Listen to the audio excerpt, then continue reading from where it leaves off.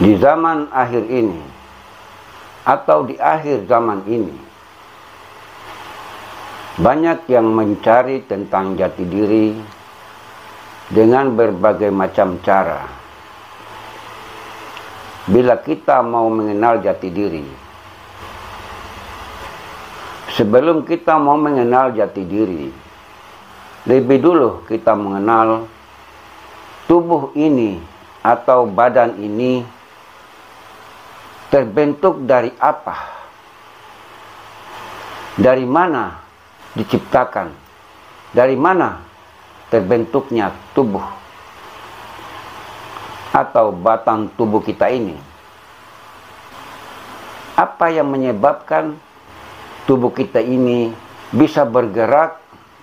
Apa yang menyebabkan diri kita ini sehingga bisa melakukan aktivitas dalam kehidupan di dunia ini? Bukan hanya semata-mata tubuh jasad atau tubuh fisik, namun ada diri yang sejati yang menggerakkan jasad atau yang menggerakkan tubuh ini.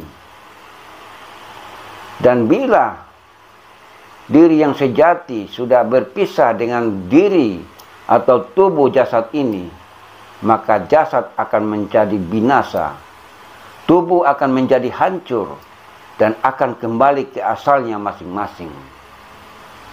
Sedangkan diri yang sejati adalah diri yang sangat halus, diri yang tidak bisa terurai, diri yang tidak menempati ruang dan waktu.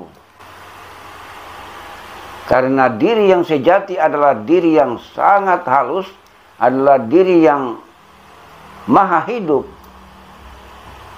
yang tidak berwarna. Bahkan sebenarnya diri yang sejati ini tidak memiliki nama, karena dia adalah sesuatu yang sangat halus yang tidak bisa dilihat dengan panca indera.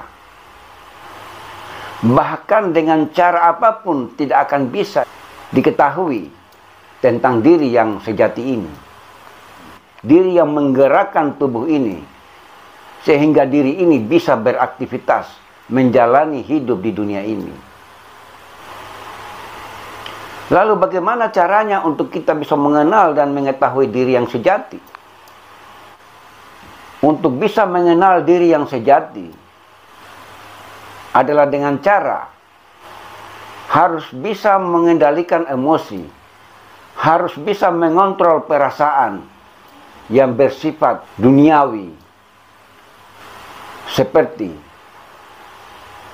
tidak marah, tidak egois, tidak sombong, tidak serakah, tidak rakus, tidak ambisi, tidak menjelek-jelekan orang lain, tidak mencari-cari kesalahan orang lain, tidak menghina. Kesimpulannya, tidak merugikan orang lain. Kenapa begitu? Karena tidak gampang kalau orang yang sudah mengenal jati diri, bila sifat-sifat ini tidak ada, tidak diaplikasikan di dalam kehidupan nyata di dunia ini, atau di dalam kehidupan sehari-hari, sekalipun teori-teori yang disampaikan itu masuk akal, tapi bila tidak dibuktikan dalam kehidupan sehari-hari di alam kehidupan nyata ini, berarti itu omong kosong. Itu adalah orang-orang munafik.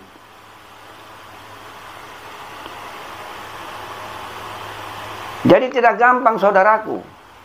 Bila kita sudah mengenal jati diri, bila seseorang sudah mengenal jati diri, maka lahirlah sifat-sifat yang terpuji. Seperti sifat menyayangi, menghormati, menghargai, tidak rakus, tidak serakah, tidak ambisi, tidak mencari-cari kesalahan orang lain, menjalani hidup apa adanya, tidak sombong di muka bumi. Karena bagi orang-orang yang sudah mengenal jati diri, dia sadar bahwa suatu saat dia akan tinggalkan dunia ini. Dan dia akan hidup kekal dan abadi di sisi Sang Pencipta alam semesta. Diri yang hakiki atau diri yang sejati ini tidak gampang bila kita ingin mengetahui atau kita ingin mempelajari untuk bisa kita menuju agar kita bisa mengetahui siapa diri sejati itu. Karena diri yang sejati ini sangat halus. Untuk menuju ke sana itu tidak mudah. Dan orang-orangnya pun terpilih. Maka itu orang-orang yang sudah mengenal jati diri dikatakan orang-orang pilihan. Karena mereka berjalan di jalan ini tidak gampang, tidak mudah. Penuh resiko, penuh tantangan. Jadi bila kita mau mengenal atau kita mau mengetahui orang-orang yang sudah mengenal jati diri, mereka yang memiliki sifat-sifat yang lembut, tutur kata yang sopan, cara berbicaranya menyenangkan, selalu rendah hati kepada siapapun, dengan tidak memandang suku, agama, golongan maupun ras. Bagi orang yang sudah mengenal jati diri yang sebenar-benarnya diri, dia tidak lagi membeda-bedakan itu.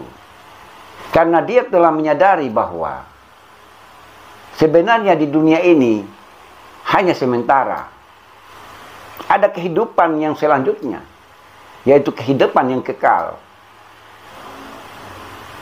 Jadi tidak gampang, saudaraku, bila kita berbicara tentang pengenalan diri, untuk mengenal jati diri, siapa jati diri kita yang sebenarnya, itu sebenarnya tidak bisa diungkap. Karena setiap ungkapan, setiap kata-kata yang menuju kepada sesuatu, yang menuju kepada jati diri, karena dia atau jati diri bukanlah sesuatu yang bersifat benda, bukanlah sesuatu yang bersifat materi, maka sebenarnya sesuatu yang tidak bersifat materi tidak memiliki nama dan tidak bisa diberikan nama. Karena setiap sesuatu yang memiliki nama adalah sesuatu yang bersifat kebendaan atau yang bersifat materi. Bisa disentuh, bisa diraba, bisa dipegang. Namun bukan nama itulah yang disebut diri yang sejati. Nama adalah simbol. Nama adalah suatu kalimat untuk bisa mengetahui serta memahami diri yang sebenar-benarnya diri atau diri yang sejati. Karena manusia itu dikatakan dia adalah makhluk yang paling sempurna. Jadi kalau kesempurnaannya melahirkan sifat-sifat yang saya katakan tadi, seperti sifat-sifat yang negatif, yang suka menyakiti orang lain dan lain sebagainya, ini bukan sifat manusia yang sempurna. Tidak sesuai dengan sifat manusia itu sendiri, yang disebut sebagai manusia sempurna. Jadi bila manusia itu dikatakan sempurna, apabila dia sudah bisa mengenal jati dirinya. Dan bila dia sudah mengenal jati dirinya, maka dia berjalan di muka bumi ini dengan kerendahan hati. Dengan siapapun. Bukan sebaliknya.